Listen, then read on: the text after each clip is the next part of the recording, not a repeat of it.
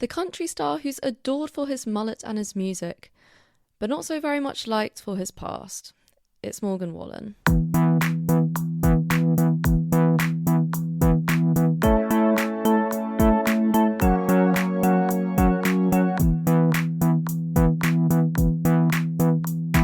Welcome to 6 Notes for Separation. If you're new to the podcast, here's how it's going to work. Every episode, I dive into an artist exploring their lives, their music, their path to success, and any trips they might have had along the way, whether that be through scandal or gossip. But to keep things enticing for you and to keep things intriguing, every episode has to be linked to the previous and succeeding episode in some way. So this could be through a producer, this could be through lyrics, this could be through relationships. Truly, anything goes, as long as there's a link. So, to kickstart this episode, we're going to be diving into who the New Yorker magazine has described as the everyman rock star, who's become one of the biggest names in the country scene, but who also nearly cost his whole entire career. As I said in the intro, we'll be looking into Morgan Wallen. Firstly, just want to say welcome to a nighttime pod. Haven't done one before, but the day escaped me. So this is an evening pod for those of you watching on YouTube. There's different lighting going on. I hope you're all enjoying. For those of you listening, you're not going to know the difference, but head over to YouTube if you do want to chuck it on in the background and give it a cheeky watch. Not much is really going on there. You just get to see my gorgeous face, so lucky you. But anyway, before I take you back to the start of Wallen's career, I think it's time we reveal the link between himself and last episode Zach Bryan. There are a couple of indirect connections here, being that they're both headlining BSD Hyde Park next year, which, if you don't know, is like a big kind of like day festival, if you can even call it a festival, day concert that happens at Hyde Park. I think it happens for like the whole entire month, or maybe at least definitely 2 weeks. So they're both headlining that. They're both massive names in the country scene, kind of blown up even more by TikTok. But a more tangible link, if you want to put it that way, comes through the form of Brianna LaPaglia, who is Zach Bryan's ex-girlfriend, for those of you who don't know. I explained all of this relationship in last episode when we did Zach Bryan. And she has her own podcast explaining the whole relationship if you want to check that out. But for anyone who doesn't know and isn't aware, Brianna and Zach were in a relationship for about, I want to say around 1.5 years. And after breaking up this October, Brianna revealed how emotionally abusive Zach Bryan had been in the relationship. And an example she used as one of the things he did that was very emotionally abusive was banning her from singing other men's songs in their house. She'd go around her house singing, Noah Kahan and Morgan Wallen songs, and he would literally like scream at her and shout at her and say that she could not sing another man's song whilst she was in the house. Mental, crazy. And that's just like one tiny example of all the other countless things and manipulation that went on in that relationship. But without going into any more detail, because as I just said, I explained it all in last episode, I think that gives a really great snapshot into the nature of their relationship. Zach hasn't obviously released a statement confirming or denying what Brianna is saying. I mean, why would he? Like, he's not about to incriminate himself by saying, yeah, I actually am emotionally abusive. But I think just that example alone kind of is subtle foreshadowing, if you will, or maybe like acts as a microcosm for what their relationship really looked like and the kind of dynamics they played in their relationship. Anyway, moving on from Zach and Brianna, let's go back to 1993 in Tennessee, where Morgan Wallen was born. As a child, he took piano and violin lessons, but he described his childhood as never being preoccupied with toys or games because it was actually predominantly influenced by music and sports instead. As he grew up, it really became his enjoyment for sports, which he pursued and which took over his life. He left music to the side for a minute and said that it was mainly because when you're younger, music isn't cool. Music isn't very, that's not what's going to get you popular, if you will, at school. Playing sports will, which is 100% correct of my experience of high school. I think generally the guys that learn an instrument were kind of seen as neeks and, weren't very cool. They were just kind of seen as wet wipes, if you will. Whereas guys that did sports were seen as generally a lot cooler and generally obviously athletic and stronger, like, just those classic stereotypes. But I think it's really ironic because I feel like as you get like post 16 years old, like 16 onwards, maybe even like 18 years old onwards, I think the general consensus changes a lot. And I think people who can play an instrument is way cooler than people who can play football. Like, if you really think about it, if we like went to a high school party, or like if you went to a party, what's going to be more impressive? Like, not even just a guy, but like anyone, it could be a girl, like anyone whipping out an instrument, like sitting down at a piano if the house has a piano and like playing a little piece, or like whipping out a guitar and playing a little piece, or someone in the garden doing techers. Like, realistically, the person playing the instrument's going to be so much cooler, and you're going to create like such a fun little communal vibe because everyone can start doing like, you can orchestrate a sing-along, a karaoke sesh, if you will. Like, you can start doing chords on a piano or chords on a guitar, and everyone will start joining in, and you're going to create a moment. You doing keepy uppies in the garden, wow, congratulate yourself, like pat yourself on the back, but we've seen that since you were 5 years old. Sorry, but that's my personal opinion. Also, I am a music head, so I'm a little bit biased, but Morgan Wallen decided to ditch the music for baseball, and baseball was really his first love. This is where he really wanted to go with his career, I guess. And again, in a similar way with Zach Bryan in the Navy, like Zach Bryan only saw himself as being in the Navy, he never really thought of music as an option. It was kind of similar to Morgan Wallen, where music was really in the background. It was always a constant in his life, but never seemed to impact him career-wise, if that makes sense. Never seemed to be a driving path. So yes, baseball was really what he wanted to do with his life, and what he did do with his life until he was probably about like 17 or 18. I think he was in high school when, sadly, this dream of becoming a baseball player came absolutely crashing down rather horrendously. Wallen tore his UCL in his elbow, which I can't give you a very scientific explanation for because I know nothing about biology, but from my dancing days, I know that anything with the words UCL and torn in it is kind of career ending. No one really bounces back from that injury. That could be a sweeping statement, but based off my knowledge, that's generally how it goes. And that was the case for Wallen. So I think it left him very lost, to be honest. Not to like dive into his psychological state at this time, but I think not having baseball was a massive slap in the face because it really left him thinking, what do I do now? Like, where do I go from here? And that's where music goes from the background to the foreground of his life. He then starts writing music and writing lyrics as a means of expressing himself and as a means of kind of getting that emotion out, but also as a means of just keeping himself busy. I think, you know, when you're sitting around with an injury all day, it can become really demoralizing, I almost want to say, where you don't really see the point of doing anything because it's just like you're injured, your career's gone down the drain. It's kind of like, what's the point? So music was really his way of letting that out. And kind of for him, thank God it did work out that way, because look at where his career's gone now. He befriended the guitar, he learnt the guitar, and his country sound was really an ode to his musical inspirations at the time, such as American country artists Keith Whitley and Eric Church, both people I haven't heard of. Again, I don't know much about the country scene, but Wallen's breakthrough into the reality of the music industry came in 2014 when he was only just 21 years old. And he auditioned for The Voice, which I'm pretty sure everyone will know, but just context if you don't, is a massive singing competition. He gained a place on Usher's team and then later Adam Levine's, but unfortunately was knocked out halfway through the competition. And you know what? He took that defeat and he ran with it. He took that defeat and thought, you know what, it's going to make me work harder. He actually said that not winning The Voice made him want to work even more and be even better, because he was like, well, if I didn't win The Voice, it's because I wasn't good enough. So he believed that he needed to be better.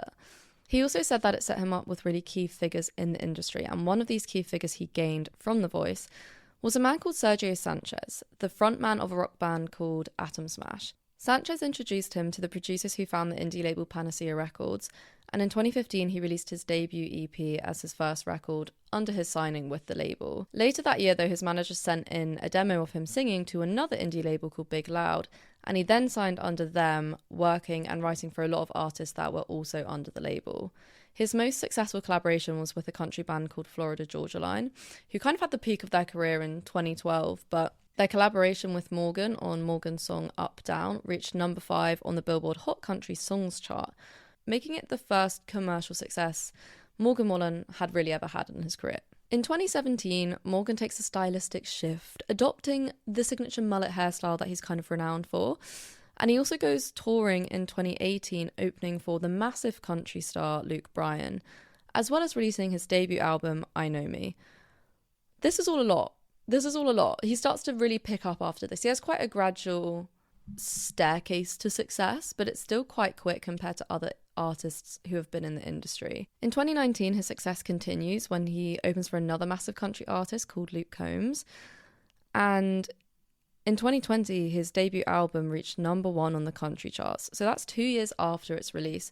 So he kind of had this amazing growth during the pandemic, and it was lockdown that saw him taking time to write his 2021 double album Dangerous. Now this album went astronomical, absolutely astronomical. It landed at number 1 on the Billboard 200 chart, so this kind of escapes him from only charting in the country charts. This is now him with global success, international success, American success. You know, it's him having success in the industry as a whole rather than just the country music scene. And it stayed at number 1 for 7 weeks, which doesn't sound a lot, but it is the only country album to have achieved this. No other country album has stayed at number 1 on the Billboard Hot 200 for 7 weeks. Applaud the man at this point. The subsequent tour for the album was not only an arena tour, but a sold-out arena tour, which really paved the way for his next album, One Thing at a Time, to sell out a stadium tour in 2023. Some more stats for you. One Thing at a Time set a new record for the longest-running country album at number 1, yet again, breaking his own record. It had a smashing 19 weeks at the top of the Billboard charts. You know, for a genre that used to be so hated and so looked down upon if anyone listened to it, like country used to be a really embarrassing genre to listen to.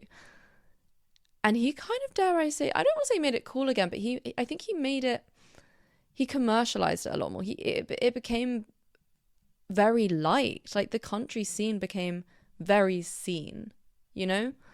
It became very publicized, I almost want to say. Basically, Wallen's music, he's one of the country artists that created a seismic wave in bringing country back. In 2024, he had a little injustice. He had his first fallout with his old record label Panacea Records when they released a 10th anniversary edition of his debut EP, Standalone. This EP included 8 unreleased songs which Morgan didn't approve of, but which was recorded at the time that the rest of the EP was recorded. And because of how shady the music industry is, it meant that they earned rights to all of that music, so therefore they were allowed to release it without Morgan's permission. Morgan responded to all of this by saying that the whole act was gross, greedy, and an example of how the dark side of the music industry can suck the sound out of an artist, which I think is a really key point that a lot of artists struggle with, and it's a really big problem in the industry, is that musicians just don't have ownership of their music. I mean, look at Taylor Swift and Scooter Braun. Again, I have an episode on Taylor Swift if you want to know all about that drama. But moving on, in June of this year, he opened his 6-story bar in Nashville and earned his first Grammy nomination at the 2025 Awards for his song with Post Malone called I Had Some Help. You would have absolutely have heard this song. This song was everywhere. It was all over the radio, all over TikTok, all over Spotify. You couldn't escape this song. You couldn't. But things in Morgan's career weren't all plain sailing at all. It's safe to say his career nearly ended before it even had begun. And that's because of the racist slur he was caught saying in 2021. As a prelude to this scandal, if you want to even call it a scandal, Morgan Wallen had been caught up in other potholes before, notably in 2020 when he was charged with public intoxication and disorderly conduct after leaving Kid Rock's bar in Nashville, but also again later that year when he was pulled from performing on SNL after videos of him breaking COVID restrictions circled around the internet. So he already had these 2 incidents before the racism became like the massive blowout of his career, if you will. So I guess what didn't help him, I mean, like we're going to get onto the racism in a minute, but I think he had these 2 problematic things happen to him already that when the racism did happen, it was like, again, he's slipping up again. So it was like this growing 1 step forwards, 3 steps back with the man. But these incidents that I've just mentioned seem to be fixed or blown over relatively quickly. He would kind of make an apology statement and maybe throw some light humour at it, and the whole thing was brushed under the carpet. However, the cancelling, if we want to call it that, he faced in 2021 was starkly different. Like, this was really very nearly career ending for him. The situation or story or whatever you want to call it all started when a neighbour caught on video Wallen saying the N-word to one of his friends after what he calls a long night. Sorry, like, please applaud yourself. Like, you've had a long night. Not an excuse, Morgan Wallen. Not an excuse. The video was then leaked to the major American gossip news outlet TMZ, who was obviously ready and raring to expose him. Before the news story went live, however, TMZ did get in contact with Morgan Wallen and ask him for a statement. Unfortunately, this statement was very lackluster. It was a very quick apology that kind of showed no remorse or no reflection on his actions, and it left fans and the general public just fuming at him. However, a week or so later, Wallen broke this silence, this radio silence on the whole issue, which was only blowing up more and more because of social media, when he posted a 5-minute apology video on Instagram. And to be fair, guys, like, I'm not, like, that already sounds like I'm about to excuse what he does. I'm not. Just hear me out. Just, like, listen to what I'm saying before you think I'm about to excuse his racism, okay? I feel like I'm walking into sticky territory, but I feel like his apology video was incredibly well thought out.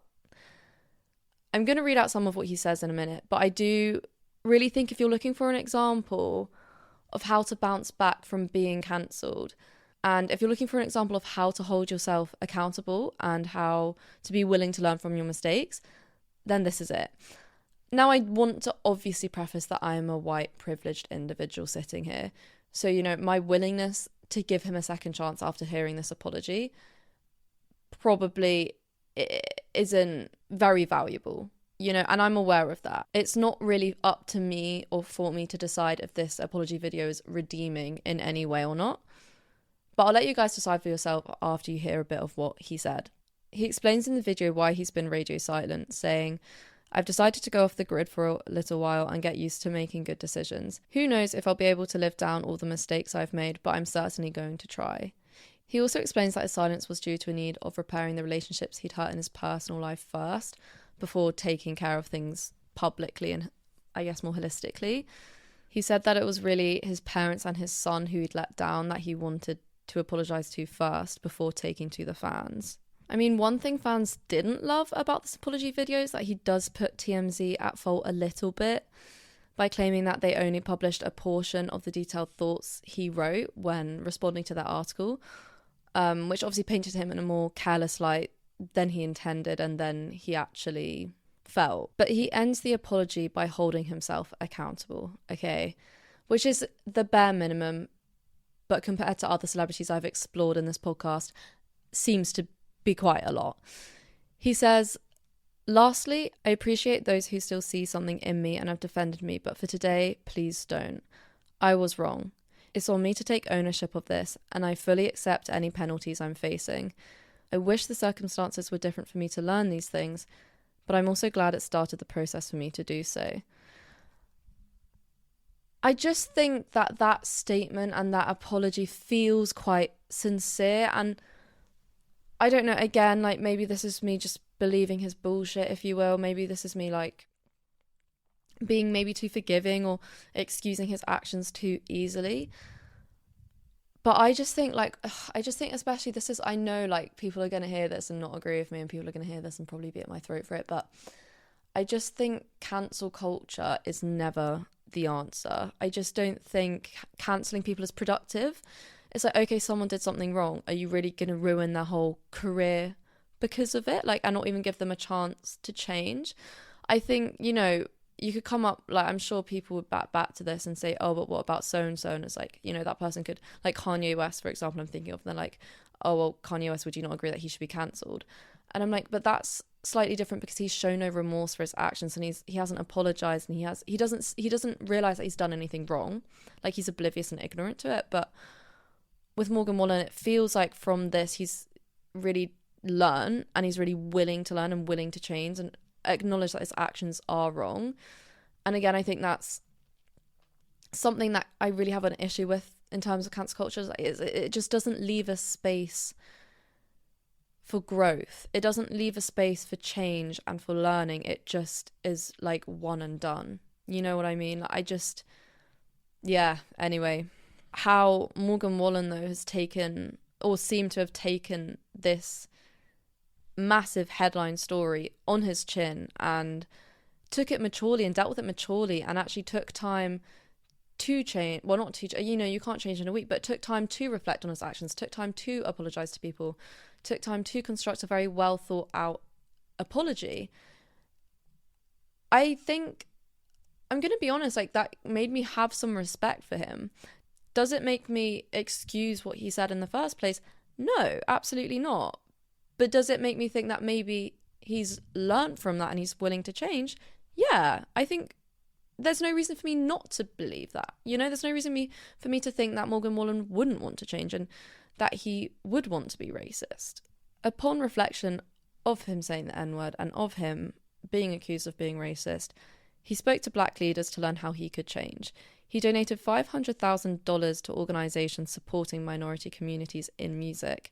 And for every concert ticket he sold, $3 of it went to the Morgan Wallen Foundation, which really aims to aid poorer communities by supporting music and youth programs.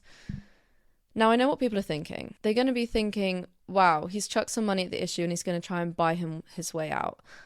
I am not saying by any means, and I'm not defending by any means, that chucking money at an issue solves it. No, because this is what celebrities do, okay? They chuck money at issues to try and make it all go away. Look at Diddy, for an example. I can bet people think that Morgan Wallen here is doing the same thing. But I just don't think he's trying to buy his way out of this situation.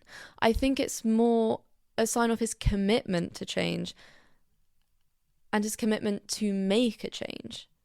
He's donating money to organizations that aim to make a change. The money isn't a way of him quietening the problem.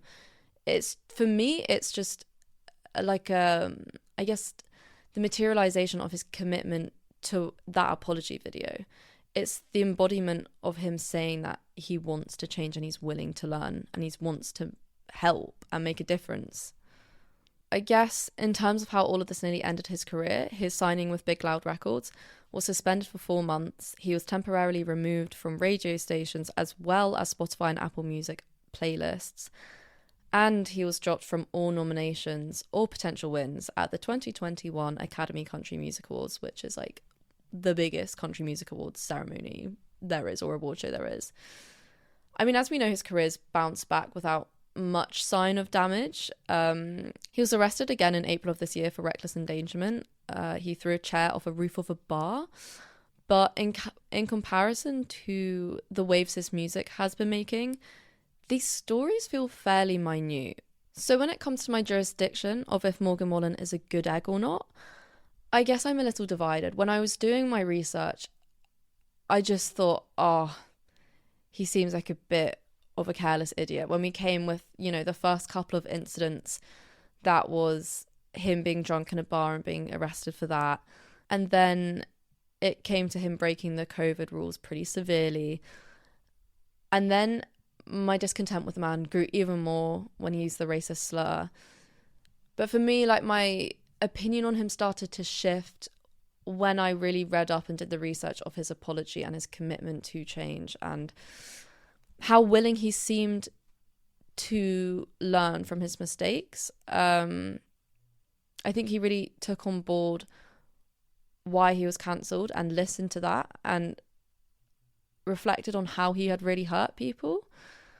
And for me, that made me want to give him a second chance. But then he bounces back and gets arrested again for throwing a chair off a roof in a bar. And it just, something about it is just not adding up for me. Am I hesitant to forgive him, or rather give him a second chance for the hateful and racist language he used in 2021? Yes. Yes, I am. Whilst I think he handled the situation in the best way he possibly could have, the incident just shouldn't have ever taken place in the first place. And it's not just this issue, but as I just mentioned, his 2 arrests and breaking the COVID rules as well, which just aren't doing many favours in putting him in a good light. It just kind of feels like constantly 1 step forwards, 3 steps back with this man. And I think that's why I feel like I can't entirely back him as a person.